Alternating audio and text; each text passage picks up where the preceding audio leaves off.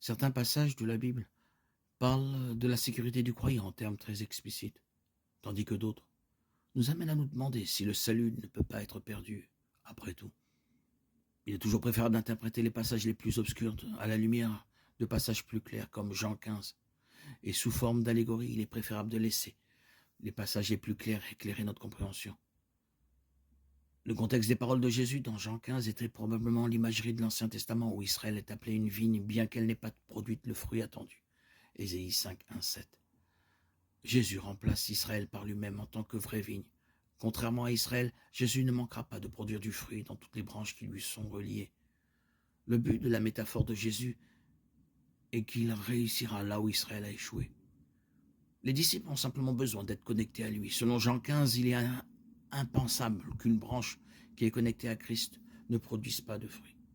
Pourtant, selon l'illustration, certaines branches en lui ne produiront pas de fruits et seront enlevées. Il semble y avoir une contradiction dans l'illustration elle-même, qui nous avertit de ne pas trop insister sur les détails.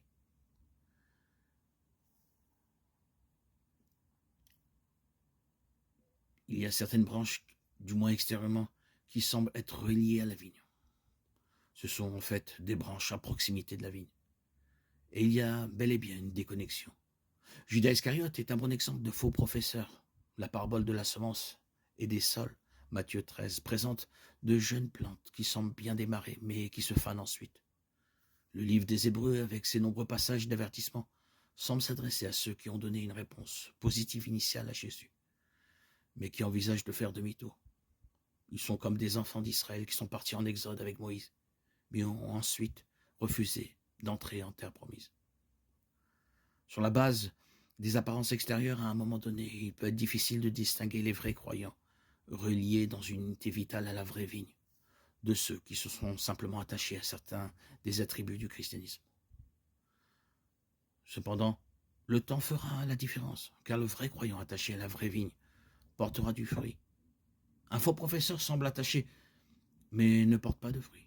Et c'est l'absence de fruit qui montre qu'une branche ne reçoit pas l'énergie porteuse de fruits qui vient de l'attachement à la vigne. Peu importe à quel point cette branche peut sembler attachée en surface, il lui manque la seule preuve absolue d'attachement, le fruit. Cette branche ne devrait pas se consoler avec de fausses notions selon lesquelles elle est attachée, car son manque de fruits porte des preuves condamnables contre elle. Dans ce cas, la branche n'a jamais vraiment été attachée en premier lieu. La métaphore ou l'allégorie de la vigne et des branches ne peut être poussée que jusqu'à un certain point.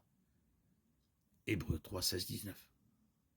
Ils ont commencé le voyage, mais ne l'ont pas terminé.